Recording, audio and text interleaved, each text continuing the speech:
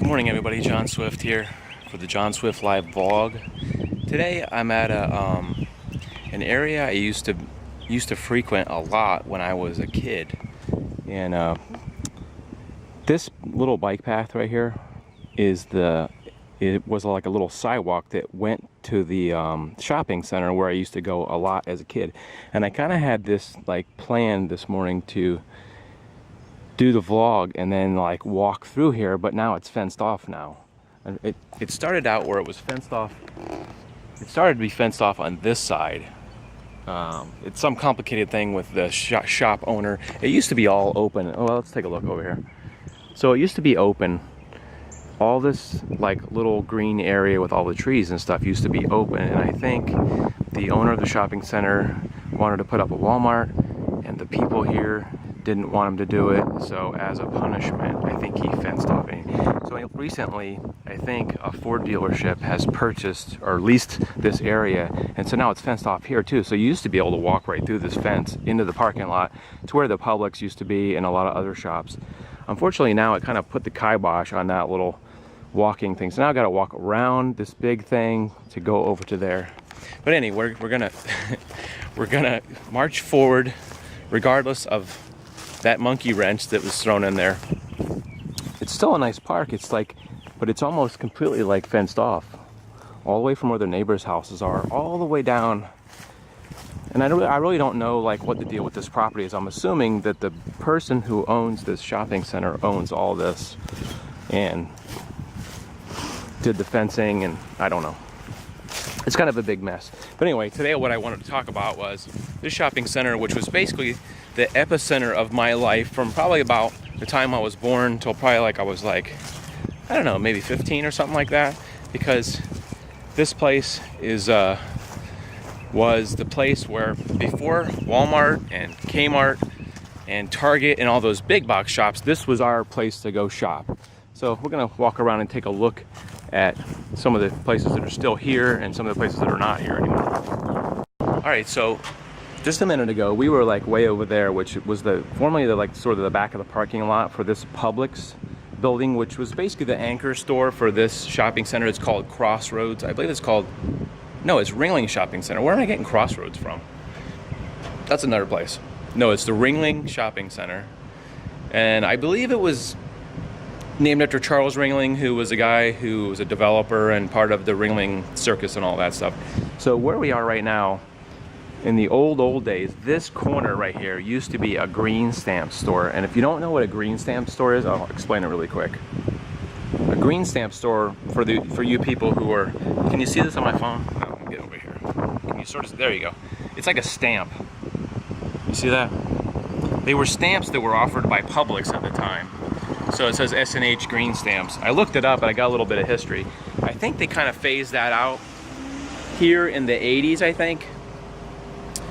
I don't know if they phased them out across the country, but here at this Publix, they decided to close the S&H green stamp store, which is, okay, so this was where the Publix was, is basically it started right there, and this part, which has a beautiful mural here now, which I sometimes I don't even appreciate that, but it's like a little, it was like a little Mexican town there. But this half was the S&H green stamps, and basically how that worked is that it was a customer reward thing, just like you would get points on your Visa card. Why is my head so itchy? And you'd get the actual stamps and lick them and put them in a book, and when you got enough stamps, you could buy stuff, like you could buy lamps and home stuff. And we used to buy like when my mom would buy stuff for us, it would be like a football or tennis rackets or something like that, basketballs. But they had a little store right here, and there's some good memories in there because it was almost like free money because the store gave them to you for free. The thing is like Publix, what I read is Publix bought them from S&H green stamps, and then when they were renewed, so they were paid for, and then it was a free thing for the customers. Anyway, all right, so this was formerly the S&H green stamps. Then when they phased them out, Publix took over this whole thing. So this shopping center is basically where I grew up. Like I said before they even built the first Kmart or the first Walmart or Target or any of those big box stores, we had a couple places called Moss Brothers, and they were kind of like big department stores. But this place was about a lot of traffic over here. lot of truck traffic. This place was like our main hub of where we went shopping, because we were about 2 miles away. We lived that way, about 2 miles, and this Publix, I just never had any complaints about this place. They closed about 4 or 5 years ago and moved their location, but you can see a little bit of the interior there. I wonder if you can see anything of value. It's pretty much gutted, yeah. But that was the old Publix there, where I spent probably from the time I was born. I don't know, I just got this weird memory. The reason why I'm laughing is, all right, this story is a little bit PG, so if kids are watching, they might, I mean, it's not PG, it's rated R actually. It's a rated R story. If kids are watching, you might want to put the kids away from the computer for a minute, because it's kind of involves some sex stuff in there. So just put the kids away and we'll talk about the story. Okay, ready? All right, so right in this section, there used to be garbage cans here. Like down here, the garbage cans are still there, but this is where Publix had, like when you came out, there'd be a big garbage can here. All right, here's the weird part is, when my sister and I were about 12-ish, so really, this is really strange. We came out and the garbage cans had like a raised lid with a couple, like the corners had the thing, and it had a lid that went over the garbage can, as opposed to like a lid you had to lift up. It was like an opening. And I was walking by the garbage can one day, this is like really strange, and there was like a Playboy magazine that was like stuck to the side of the garbage can, like the lid on the side, they kind of wedged it in there, and I came by and I saw it, and I think it was in a black bag or something. I think it was Club magazine actually, which is kind of like the bondage side of those types of magazines. Anyway, I took it home and I showed my sister, and we didn't tell my mom. We came out, I think we came out of the store early, and my mom was still in the store. I grabbed the magazine, stashed it in the car. It's such a weird memory. I'm sure there's a lot of clean memories of this store. But anyway, all right, so this, as far as being like the central hub of shopping, we had a lot of those cool stores. And the store I would put closest to like a Walmart type of store we're talking about back in the 70s probably, was Woolworths, which was somewhere down like right in the middle down there. But before we get down there, I want to talk about some of the other shops. Okay, so this shop is closed. The Publix is closed. They were trying to make this a Walmart, and for whatever reason, the people in the community decided that they didn't want that. So here's the old UPS store. I don't really know how long this has been gone, but you can tell there's tons of dust on the window, and you can kind of see that's been cleared out. It used to be a UPS store. Here's where I almost got in trouble, this carpet cleaning store here. The lady was asking me if I needed some help. This place, none of these shops were here when I was a kid, but this was a Chinese store. It's all closed down. You can tell the windows are all dirty. But this smells funny over here. This is the waffle shop, which I think was here in the 80s or 90s. And it used to be, the walls are still, it used to be an album store. You can see how this room has sort of a separate sliding glass door. This is where they put all the radios, so you could test all the radios. You could still see that it's like, there's big windows there, so that was like the test room, so they could close the doors and it wouldn't make any noise. But now I guess it's like a cabinet store. You can kind of see a little bit of the remnants of the way the shop was, a little bit in there. It smells like mildew in there. Wow, strong smell of mildew. All right, so this is Ace now. This has been here for quite a long time, maybe 15 years. But this is where the Woolworth. What did I say it was? Oh man, I forgot what I said. This is where the not Walgreens, Woolworth. Yeah, I believe it was Woolworth. And I think the store pretty much looks the same as it did back in the old days. It had a lot of big windows. It was a fairly decent sized store. And this is where I remember getting a lot of toys. My brother worked here when I would say when I was like 7 or 8, something like that.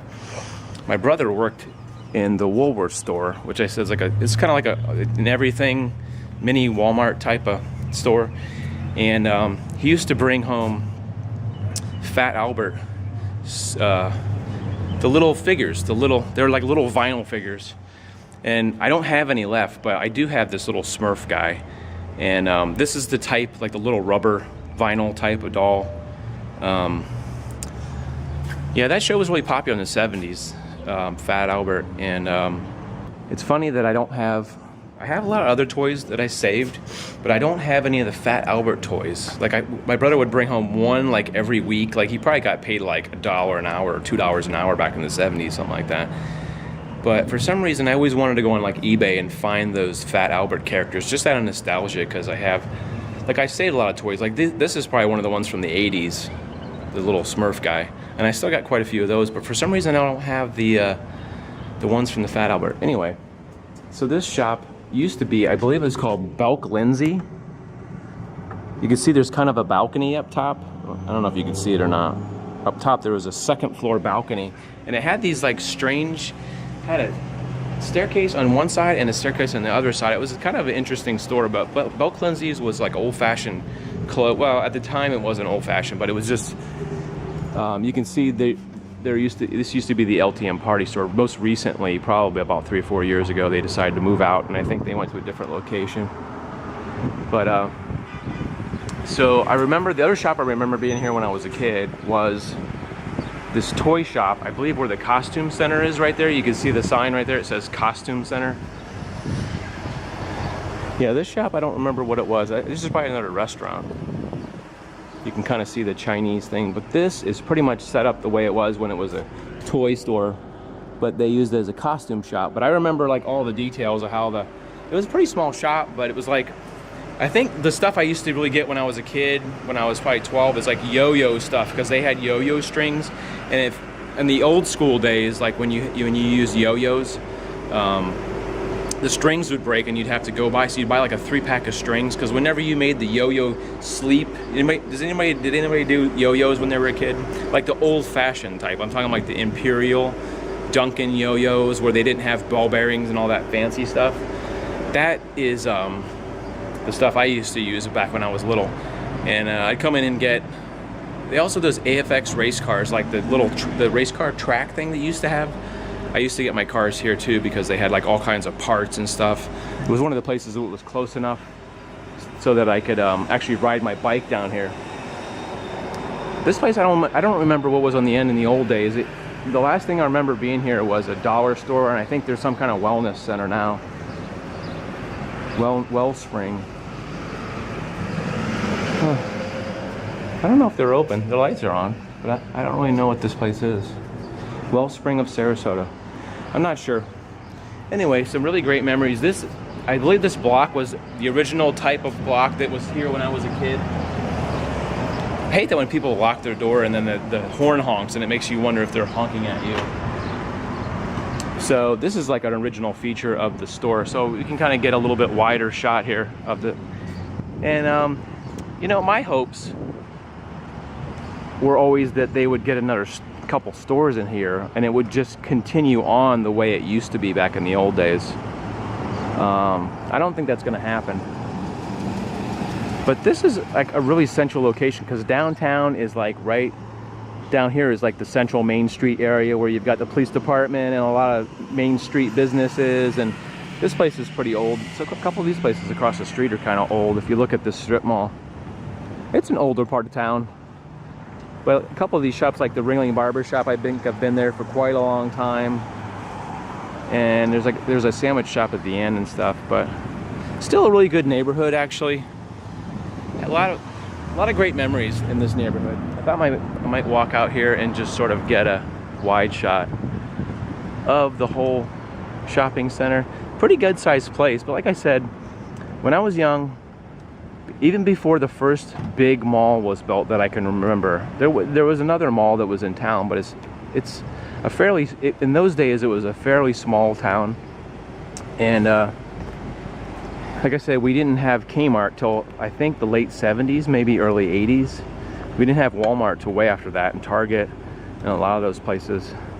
But as far as like the main shopping hub of this neighborhood, this Ringling area, and was this neighborhood, because there is a lot of neighborhoods surrounding, so people could actually walk to this mall. But yeah, my heart wishes that they would like get another store in there, if not a Walmart, some other kind of store. I don't really understand how these places aren't populated, because it's not like we're in a recession anymore. And so if you look at this place is empty, that place, this place, that place. Actually, it's all one big store. And the only place that I think this has stores besides the place at the end, despite the fact that they have signs out, is this hardware store. And there's some kind of cabinet place, and then they have some kind of carpet cleaning. But all the signs are still here. The China King Buffet, that one is gone. Big sign's still there. A waffle shop. That waffle shop sign has probably been there for 20 something years. It's so funny that everything is still intact except the store's not there. I don't know what happened to them. But I wanted to mention that the record store that used to be there, that was like my main record store, was called Cuban's. If anybody lives in Sarasota, they may remember Cuban's. It was like the Mac Daddy before a lot of the chain stores got in, and started a lot of that. Camelot Music was an old one that was a chain store, and I don't even know what they're called now. But it seems like these chain stores starts out with one store, then it changes to another store, and it's like all corporate. But this was like a locally owned shop. This place where it says Waffle Shop was the record store, and you'd go in there and look through the albums. And in those days, it was like no internet, and basically just had to go A to B and go flip through these record albums and look on the back of the record, because you couldn't even get the information to find out. Like if I wanted to know what songs were on Back in Black, like by AC/DC, you had to actually go to the album, unless your friend had it, and look through all the albums. So a little bit of history there, a little bit of great Sarasota history, and we'll see what happens in the next couple years. This Publix, I think, has been gone for 4 years plus, and even when this Publix was here, a lot of these shops were actually closed for some reason. I don't really understand it, because it's a really popular location as far as it's like centrally located, but I don't know if it's some kind of political thing. I wish the owner would kind of get off his duff and just start cutting people breaks. But anyway, so this will conclude the Publix old school vlog. I hope you enjoyed kind of walking down memory lane with me. I hadn't done a lot of vlogs. I uploaded one today, actually, because today's Thursday. I actually uploaded one today that I shot yesterday, because I was I was kind of feeling lazy yesterday. I don't know. I've just been kind of out of it. So I'm back. I'm shooting videos. This weekend I should be shooting something new. Check out my other older videos, and check out my Facebook page for photos and stuff. I put bonus material on there. I'll probably take some pictures and throw them on there today. Sort of like a little bonus material. So my Facebook page is John Swift Live, the same as the YouTube page. All right, guys, we'll see you. Thanks for watching. And like I said, hook up with me on social media. We'll see you guys. I hope you guys are having a great week. It's Friday today, so I hope you have a great weekend. We'll see you guys. Please like and subscribe. You know how when you are doing something, like deciding whether you should go around or go over the fence, and you decide to go over the fence, and then you get your shoelace stuck on the top of the fence, and you're like hurting your hand. Ow, I bruised my hand. You're holding onto the fence, but your shoe's stuck. Rather than letting go and hanging upside down by my shoe, I'm like hanging on one part of the fence, trying to get my shoelace up.